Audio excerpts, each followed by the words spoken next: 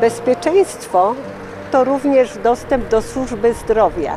Będziemy się bardziej starać o zwiększenie ilości lekarzy, pediatrów i lekarzy rodzinnych. Aby ułatwić rolnikom dostęp do środków pomocowych, wzmocnimy współpracę z Pomorską Izbą Rolniczą, Pomorskim Ośrodkiem Doradztwa Rolniczego oraz instytucjami wspierającymi rolnictwo, a prężnie działającym organizacjom pozarządowym zapewnimy odpowiednie wsparcie.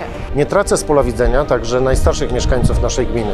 To do nich skierowany będzie program 500+, dzięki któremu corocznie sfinansujemy zakup leków. Zadbam także o aktywizację naszych seniorów. Skąd weźmiemy na to pieniądze?